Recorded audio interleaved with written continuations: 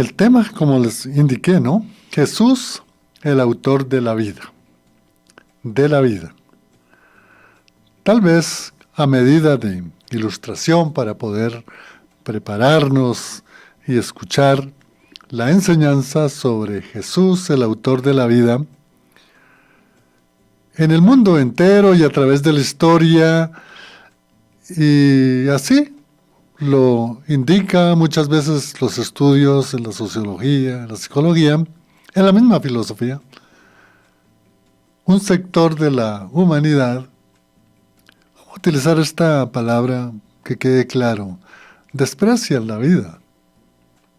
Entonces pueden utilizar su vida para, por medio de una prebenda, un pago en dinero, quitarle la vida a otra persona. Otros pueden entender que la vida les corresponde y que está autorizado o que tiene el derecho de disponer su vida, ¿no? Y entonces ahí tenemos varias facetas, como es el caso de la mujer, no solamente la mujer, sino quien apoya a la mujer y quien practica el aborto. Así es el desprecio que estas personas pueden tener en su corazón, en su mente, por la vida. Bueno, hay otro sector también, el caso de la eutanasia, ¿no? Entonces, póngale fin a mi vida, ya no hay más tiempo, esa es mi voluntad, y mi voluntad se hace porque sí o sí. Y bueno, el caso también del suicidio, ¿no? Lo contrario, hay un sector que ama mucho la vida,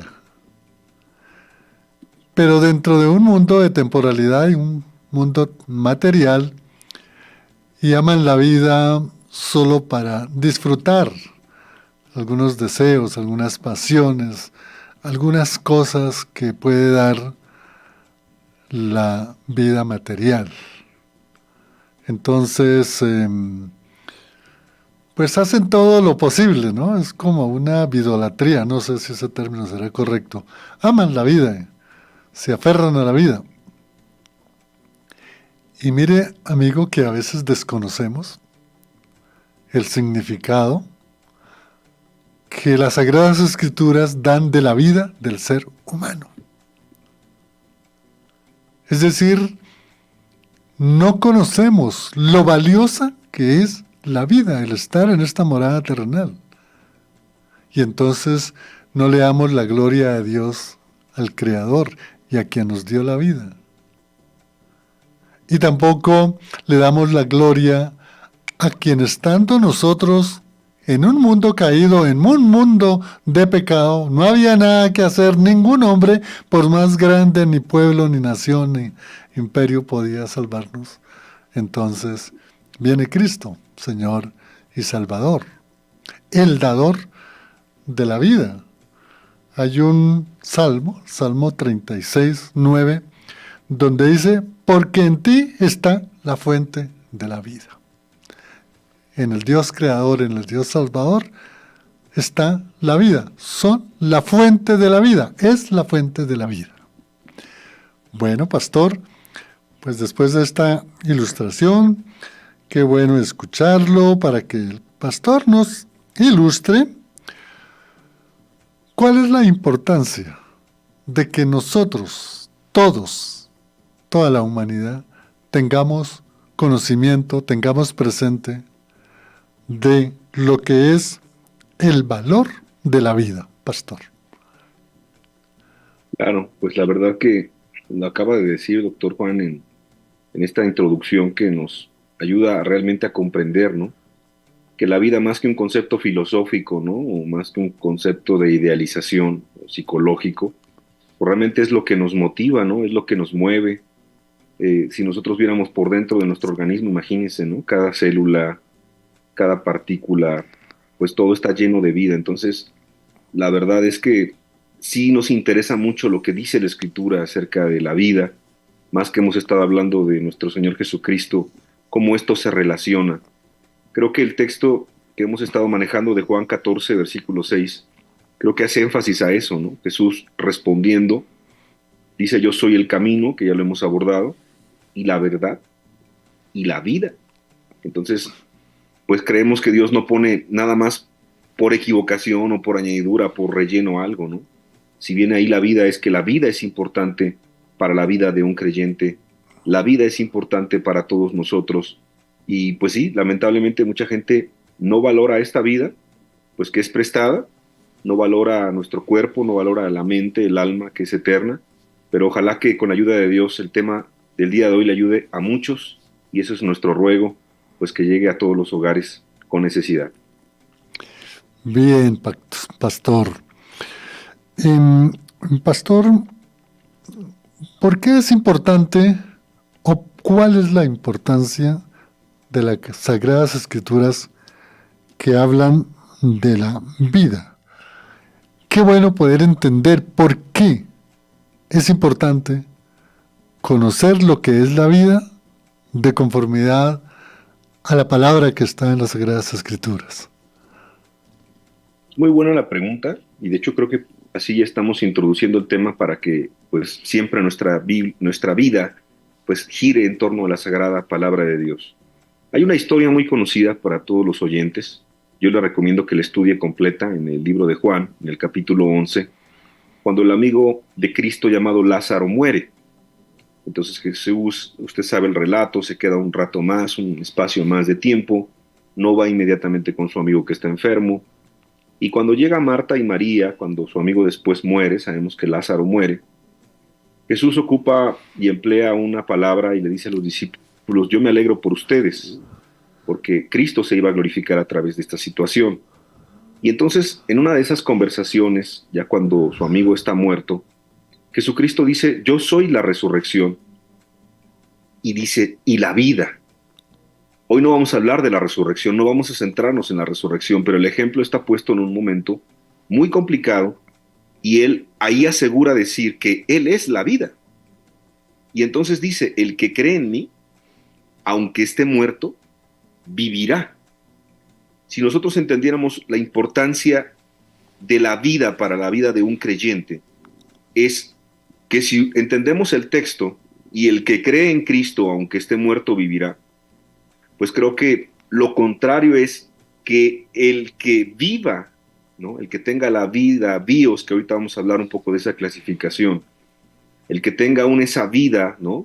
Camina, respira, canta, alaba, predica, hace muchas cosas para Dios, va a una iglesia, pero no ha creído en Cristo, entonces, aunque parece que está vivo, está muerto. Es lo contrario, porque vuelvo a leer el texto. Jesucristo dijo, el que cree en mí, aunque esté muerto, vivirá. Y veamos lo contrario. El que parece que está vivo, pero no cree en Jesús, pues aunque parece que está vivo, está muerto. Y entendemos que está muerto, pues en sus pasiones, en sus delitos, en sus pecados, en su vieja manera de vivir. Entonces hay mucha gente que parece que está viva, pero está muerta. Y ahorita podemos ir desarrollando, doctor Juan, un poco más de lo que dice la palabra de Dios. Sí, señor. Bueno, amigo oyente, ahí estamos haciendo el pastor está haciendo esa introducción para poder entender lo que realmente significa la vida para el creyente del Evangelio y para muchos que van a llegar a los pies de Dios escuchando esta enseñanza. Pastor, ¿por qué la Biblia dice que la vida era la luz de los hombres? Bueno, es muy importante ir desarrollando lo que comentaba. Hay tres ideas de vida que tenemos que tener claras. La primera, que es la palabra bios, que tiene que ver con el nacimiento y con la muerte. Todos vamos a nacer y todos vamos a morir. Está hablando de una cuestión biológica. Pero también cuando nosotros escuchamos la palabra vida en la escritura misma, cuando se ocupa la raíz psique, habla del aliento de vida. Todos tenemos un aliento de vida. Cuando morimos, pues se va el aliento de vida. Pero hay una tercera concepción de vida, que es la palabra zoe. Y la palabra zoe tiene que ver con la vida espiritual. Cito una historia que todos conocemos.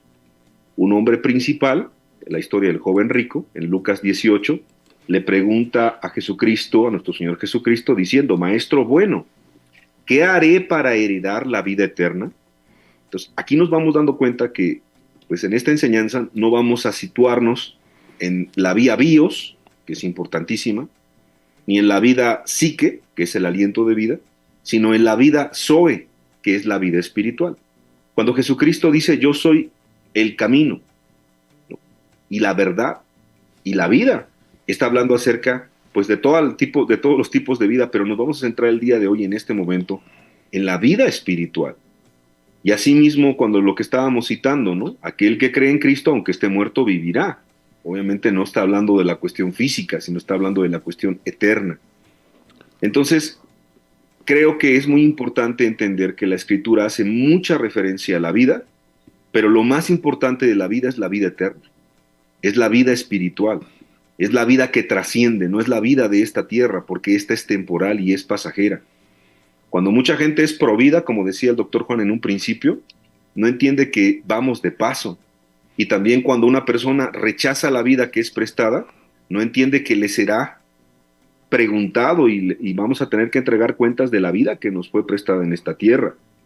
Al final, la pregunta del joven rico creo que puede ser cualquiera de los presentes, vaya a una iglesia o no vaya a una iglesia, piense que es cristiano o no lo es, que es creyente o no.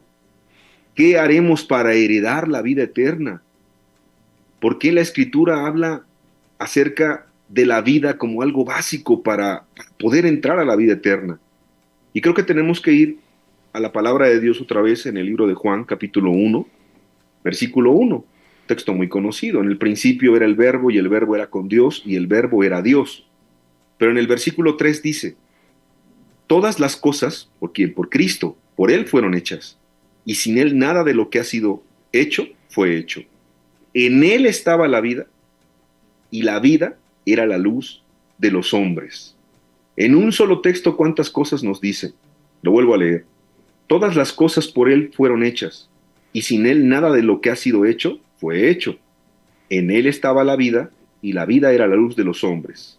Primero, que Cristo mismo es el dador de la vida, número 1. Número 2, que Él es el creador de todas las cosas.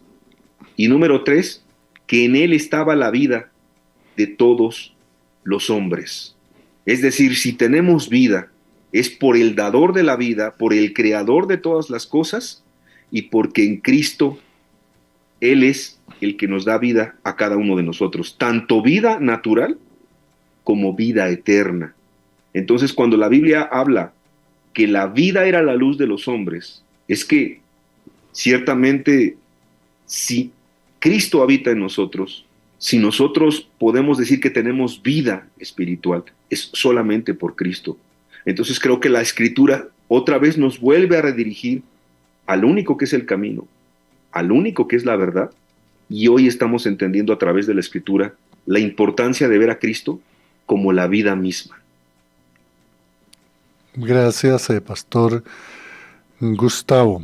Miren, amigo, estamos entendiendo, el pastor se refería a la vida natural, la vida física, cuando nacemos, pero desde luego que él decía algo efímero, algo temporal, es pasajero.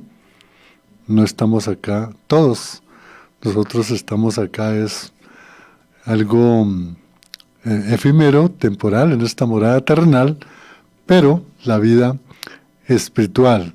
Y sobre este comentario quiero hacerle esta pregunta. ¿Por qué la mayoría del conglomerado humano rechaza la vida espiritual que nos da Jesucristo, Señor y Salvador? ¿Por qué hay ese rechazo a la vida espiritual, pastor? La verdad que la pregunta está muy buena y gracias a Dios que la palabra de Dios pues tiene respuesta para todas esas preguntas. Hay que entender el contexto del texto que ahorita voy a leer, que es Hechos capítulo 3. Recordemos que Cristo había sido muerto, Él murió, bios, ¿no? La vía biológica, Él murió, pero Él resucitó, que eso es algo sobrenatural y eso lo entendemos. Pero obviamente Cristo se va y deja una iglesia.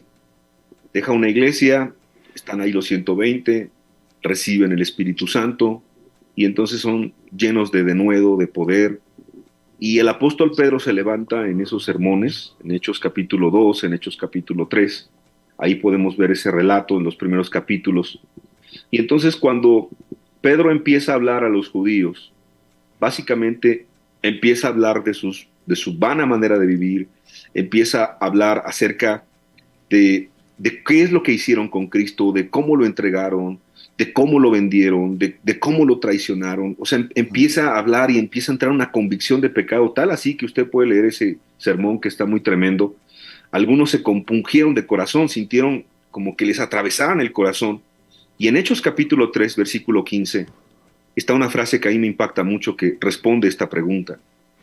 Él dice, y matasteis al autor de la vida, a quien Dios ha resucitado de los muertos, de lo cual nosotros somos testigos. No solamente la gente rechaza la vida espiritual, sino que a los suyos vino, como dice el libro de Juan, y los suyos le rechazaron. Y no solamente le rechazaron, sino teniendo al autor de la vida, a la vida misma caminando, a la verdad, como lo decíamos la semana pasada, al único camino, pues se desviaron del camino, no reconocieron el camino, no reconocieron la verdad aunque estaba enfrente de ellos, y al autor de la vida lo mataron. ¿Por qué? Porque prefirieron su pecado. Cuando tú no te conviertes a Dios de todo corazón, amado oyente, vayas a una iglesia o no vayas a una iglesia, porque eso es indistinto, y estás lleno de angustia, de derrota, de amargura, de envidia, celos, iras, es decir, no tienes la vida de Cristo, estás matando al autor de la vida. Vamos a ser sinceros, los que orquestaron la muerte del autor de la vida, pues era gente que iba a una iglesia, iba a una sinagoga, tenían conocimiento, tenían la Torá, tenían una religiosidad de semana tras semana, pero aún así rechazaron al autor de la vida y mataron al autor de la vida. Entonces, la pregunta es amplia y creo que eso aplica no solamente a los judíos del tiempo de Jesús, sino aplica a cualquier persona que sigue rechazando a Cristo, que sigue prefiriendo su pecado. A mí me impactó mucho en los años de conversión, en los primeros años, cuando Jesús trató con mi vida, el Espíritu Santo, y yo me acuerdo de una enseñanza que a mí me bendijo mucho y era el ejemplo, decía, bueno, en aquel tiempo fueron puestos dos ahí, ¿no? Uno llamado Jesucristo y otro llamado Barrabás. ¿Por qué el pueblo eligió a Barrabás? Al hijo de perdición. ¿Por qué eligió a un asesino? ¿Por qué eligió a una persona sediciosa? ¿Por qué eligió a Barrabás y no a Jesús? Bueno, así el pueblo evangélico el día de hoy, no digo todos, pero una gran mayoría, ¿por qué eligen el pecado? ¿Por qué eligen una doble vida? ¿Por qué rechazan la vida espiritual que Cristo ofrece?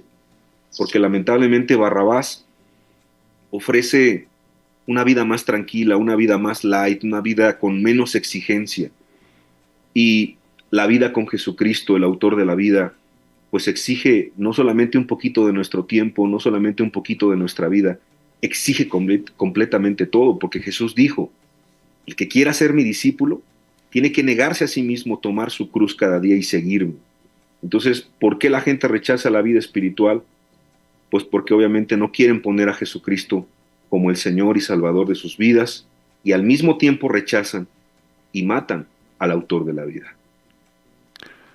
Bien, mire amigo oyente, qué importante nos ha enseñado el pastor con relación a la sabiduría que debemos entender que aún muchas veces nosotros, que pues nominalmente declaramos ser cristianos, podemos estar rechazando la vida eterna. Y podemos estarla rechazando porque nuestro corazón sigue petrificado, como le pasó a los saduceos y fariseos. Hoy en la contemporaneidad, si no entendemos que Jesús es el dador de vida, que Jesús por amor dio su vida para que nosotros tuviéramos vida espiritual y vida eterna, si nosotros seguimos con esa dureza de corazón, pues vamos a tener la misma vida que, como nos indicaba el pastor, muchos judíos, muchos fariseos y saduceos rechazaron al dador de vida. Tuvieron al dador de vida delante de ellos. Y es posible que ellos hayan entendido, porque hay algunos textos donde se da a entender que realmente ellos creían en que era el Mesías, pero que por la avaricia o la codicia, el temor de perder sus privilegios en el templo, no lo reconocieron. Y me gusta lo que dijo el pastor, y esto lo debemos reflexionar. Nosotros, dentro de esa nominación que decimos ser cristianos, miremos, examinemos nuestra vida diariamente a la luz de las Sagradas Escrituras, recibiendo siempre la buena enseñanza, la buena doctrina, porque podemos estar rechazando al dador de vida, Cristo Jesús, Señor y Salvador, sin darnos cuenta. Pastor, ¿cuál es el resultado, las consecuencias de rechazar a Jesús como el dador de vida? Ya lo veníamos desarrollando desde el bloque pasado, ya lo comentaba el doctor Juan. Nosotros somos librados a través de Cristo Jesús, a través de su muerte, de lo que Él padeció en la cruz del Calvario y que Él resucitó porque la muerte no lo pudo retener. Eso es algo importantísimo. La muerte no lo pudo vencer. Y a través de ese sacrificio, pues hecho por toda la humanidad, somos librados de la condenación y tenemos esa oportunidad después de arrepentirnos genuinamente de todos nuestros pecados y creer en Jesucristo, renacer. Jesús nos ha venido a dar vida, es vida espiritual. Cuando dice vida y vida en abundancia, no se refiere precisamente a los bienes económicos, sino se refiere a la vida espiritual. Y vamos a leer algunos textos porque la pregunta es muy profunda. ¿Qué pasa cuando alguien rechaza a este autor de la vida? Bueno, primeramente el texto que tenemos que tener en nuestra mente es Juan capítulo 10, versículo 10. Y aquí nos dice al final del texto: yo he venido para que tengan vida y para que la tengan en abundancia. Pero empieza el texto diciendo lo contrario. ¿Qué pasa con el que no tiene vida con Cristo? Bueno, el ladrón, que es el enemigo, es Satanás, no viene sino para hurtar, matar y destruir. Y sin entrar a cuestiones místicas ni pensar en cosas paranormales, eso de hurtar, matar y destruir tiene que ver con nuestra vida moral, tiene que ver con nuestra vida en familia, tiene que ver con nuestra vida en el trabajo y en cualquier área de nuestra vida. Cuando el pecado nos empieza a destruir, cuando el pecado empieza a robarnos dignidad, cuando el pecado empieza a robarnos hasta el parecer seres humanos, ¿no?, que somos hechos imagen y semejanza de Dios, como el pecado empieza a ir avanzando, ¿no? Nos roba cosas importantes, la inocencia de nuestros hijos, ahora la adolescencia que está tan perdida y sin rumbo, pues la moralidad en el mismo matrimonio, la confianza, la familia, la desintegración familiar. O sea, el diablo empieza a robar, a robar, a robar, a robar. Es más, lo digo hasta con temor, en muchas congregaciones ya nada más es el cascarón, está lo que por fuera parece una iglesia, pero ya no hay vida, ya no está Cristo ahí. El diablo ha robado muchas cosas. Después viene a matar, pero no se conforma con eso, él viene a destruir y a aniquilar. Entonces, el resultado de rechazar estas invitaciones del autor de la vida a que tengamos vida y vida en abundancia en él, es básicamente esto: ser robados, recibir muerte espiritual también en nuestra vida. Como decíamos en un principio, se escucha fuerte la expresión, pero así es. Pareciera que estamos vivos, pero estamos muertos y al final somos destruidos y al final perdernos eternamente. Quiero leer otros dos textos importantes. Efesios 2:5, Pablo diciendo acerca de la salvación, que es tan importante, nos va a dar este otro elemento de lo que estamos comentando. Aún estando nosotros muertos en pecados, fíjese cómo habla de un tiempo pasado. Cuando la persona vive en sus pecados, no importa si va a la iglesia, si no va a la iglesia, si predica, si canta, si está en la alabanza, si hace el aseo, si es anciano, ujier, lo que sea. Aun cuando nosotros estábamos muertos en pecado, nos dio vida juntamente con Cristo.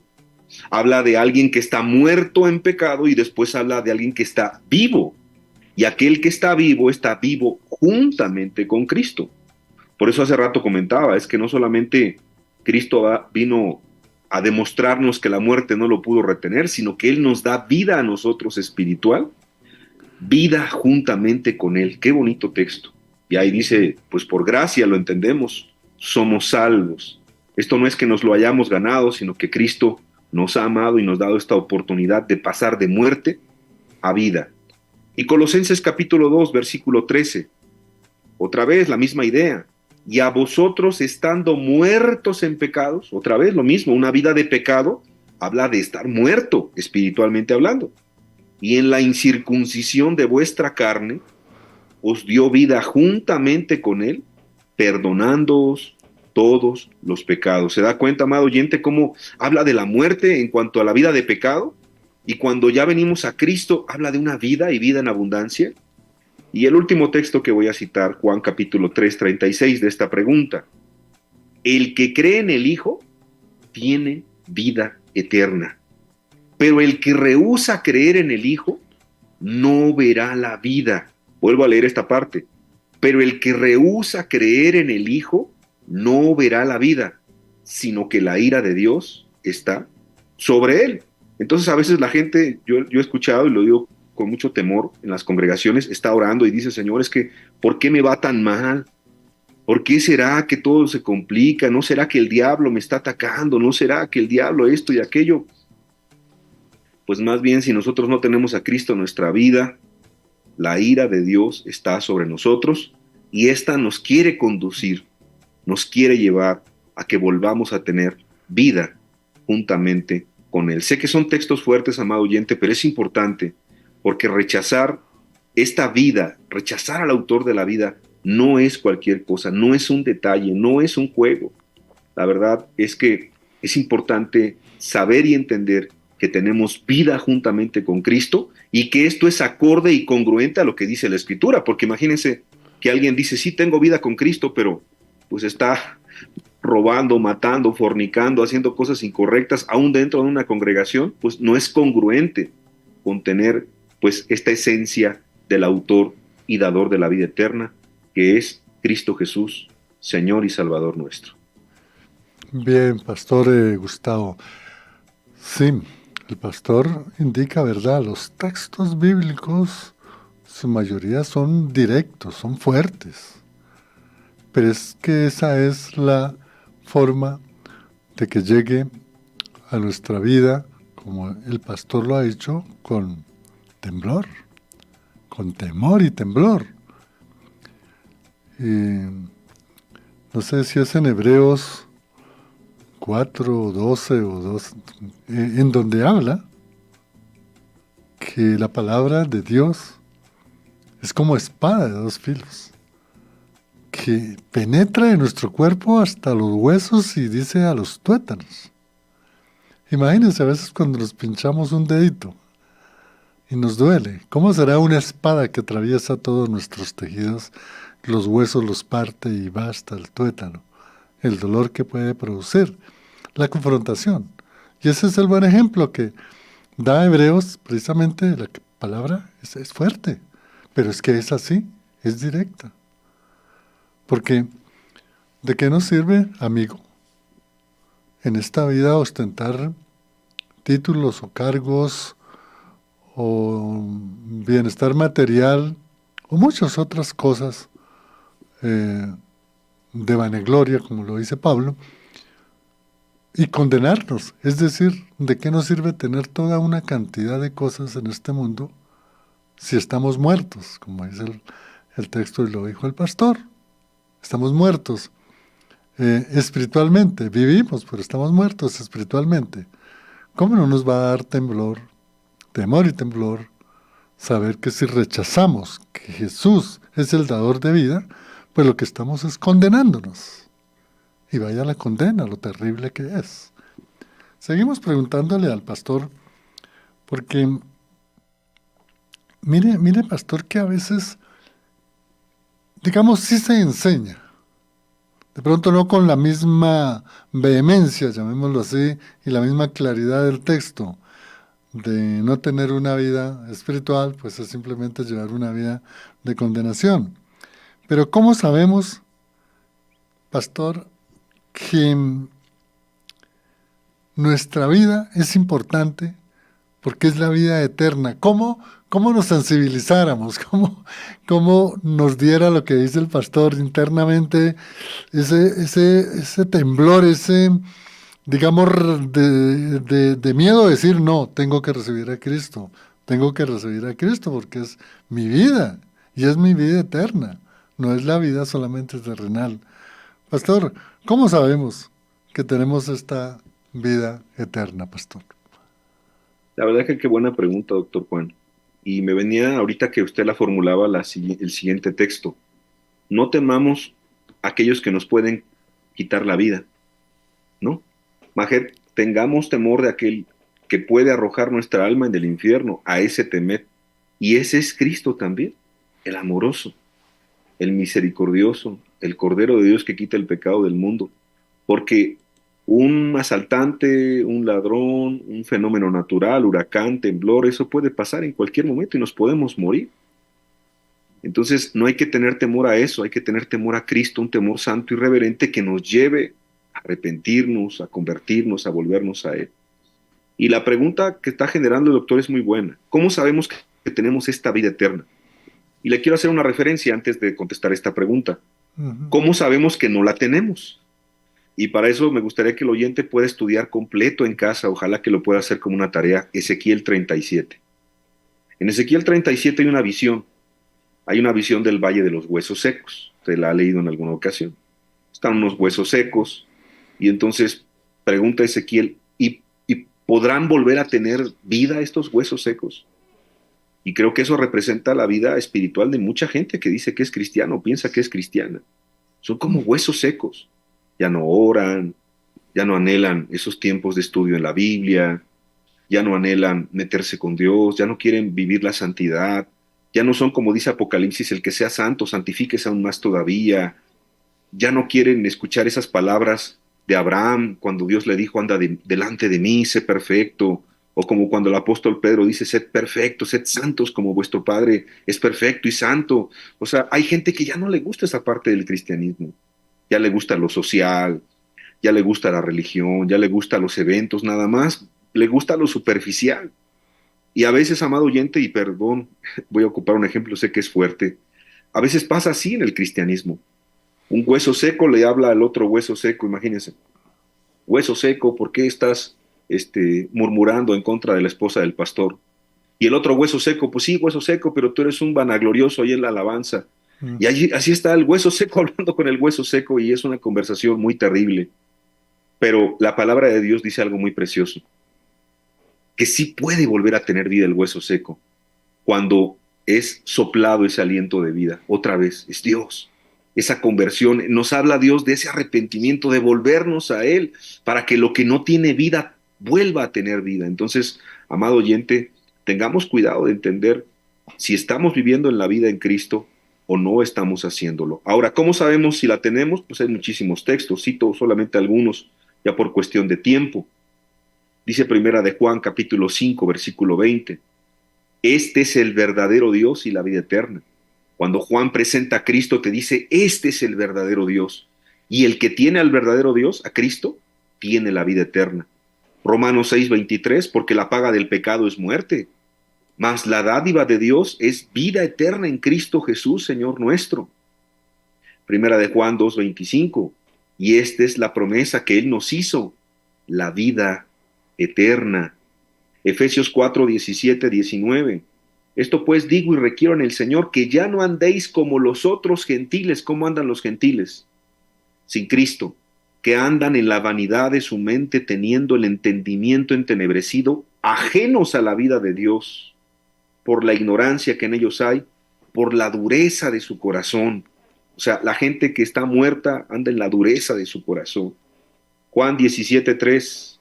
Y esta es la vida eterna, que te conozcan a ti, el único Dios verdadero, y a Jesucristo, a quien has enviado. En otras palabras, amado oyente, la vida eterna es conocer vivencialmente a Cristo. La vida eterna es tener evidencias de parte de otros de que tú te pareces a Cristo y que lo conoces. Y hay que andar como Jesús anduvo en esta tierra. Entonces, pues el que tiene al Hijo, puedo ir terminando esta pregunta muy importante, el que tiene al Hijo tiene la vida. El que no tiene al Hijo no tiene la vida. Pero para esto vino el Hijo de Dios, para poder ayudarnos, para poder perdonarnos. Y creo que para eso estamos en este programa, no para condenar a nadie, sino para que cada uno pueda tomar decisiones, para que cada uno pueda volver y decir, Señor, pues si no estoy en esa vida espiritual, en esa vida eterna, ¿a quién más iré? Pues me tengo que acercar al autor y al dador de la vida eterna. Bien, pastor, por acá hay otro hermano Alfredo. Bueno, nos de saludo cordial al pastor y él dice que el programa siempre ha sido de gran bendición para su vida. Hay un comentario de un hermano. Tenemos acá su nombre. En la última parte final me llama mucho la atención de su participación y planteamiento. Dice, los cristianos entienden el cambio por experiencia, pero muchos condenan a los que no han dado el paso de salvación. Bueno, él hace aquí una referencia a la experiencia, ¿no? ¿Será que la vida en Cristo espiritual es algo dado por la experiencia o es algo más bien dado por la misericordia y la gracia de Dios? Pastor, ¿qué le podemos responder a este amigo que nos está? Oscar es el nombre. Muchas gracias, Oscar, por contestar. Evidentemente, nosotros podemos tener vida por gracia, como lo leímos, de acuerdo al apóstol Pablo y al Nuevo Testamento, y esta vida está en el Hijo, y su nombre es Jesucristo. La verdad es que la experiencia puede ser buena ya en la vida de un creyente que es maduro y que va a ayudar a otros, pero por más experiencia que alguien tenga, si no tiene a Cristo en su vida, no va a poder caminar en rectitud y en santidad. El que tiene al Hijo, tiene la vida. Gracias, pastor. Tenemos aquí, nos alcanzamos a contestar una pregunta de una hermana, la profesora Teresa desde Caldas, en Boyacá. Ella nos dice, gracias por el programa, siempre lo escucho. Cordial saludo para el pastor. Quisiera saber por qué se dice que la vida eterna es con fundamento en el nacimiento espiritual y no en la vida que puede llevar el creyente en una vida conforme al Evangelio. ¿Qué le contestamos a la hermana Teresa? No, está muy buena la pregunta, es profunda, ¿eh? De hecho, yo creo que necesitaremos muchos programas para contestarla, pero le quiero dar un texto. Juan capítulo 5, versículo 39 y 40. A ella y a todos los amados oyentes, gracias por sus saludos, participaciones, preguntas. Jesús nos habla a nosotros, a mí y a usted, amado oyente. Escudriñad las Escrituras, porque a vosotros os parece que en ellas tenéis la vida eterna. Y ellas son las que dan testimonio de mí. Y no queréis venir a mí para que tengáis vida. Otra vez. Tenemos que escudriñar las Escrituras para tener la vida eterna. Y aquí dice que muchos no querían venir a Cristo para tener vida. Pero vamos a ser sinceros, estaban vivos. Entonces no se refería a la vida natural, sino se refería a la vida espiritual, a la vida eterna. Acerquémonos a Cristo, escuchemos sus palabras, imitemos sus pisadas, entendamos su evangelio y prediquémoslo, entendamos qué nos pide hacer y qué nos pide no hacer, y crea lo que aquí dice la Escritura. No hay pierde. ¿Os parece que en ellas, en las Escrituras, tenéis la vida eterna? Y ellas son las que dan testimonio de Cristo. Gracias, Pastor Gustavo. Últimamente en Facebook se adicionaron algunas personas que nos están escuchando. Cordial saludo, hermana Ángela Jiménez y Estela Cano, y de igual manera Ismael Cabra. Dios los bendiga, amigos, por la sintonía. Pastor Gustavo, gracias por la exposición sobre Jesús, el dador de vida. Estaremos siempre orando porque el pastor nos siga acompañando en este serial que estamos hablando de Cristo Jesús, Señor y Salvador. El centro realmente del universo, el centro de las Sagradas Escrituras, el centro de nuestra vida para seguir con ese crecimiento espiritual.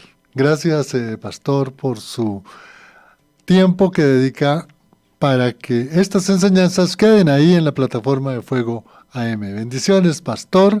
Agradecemos a Lorena en el Control Master, quien les habló en el impulso, Juan de Jesús Sánchez Aponte. Los invitamos para que sigan escuchando los contenidos de Fuego AM. Bendiciones para todos. Hasta otra oportunidad.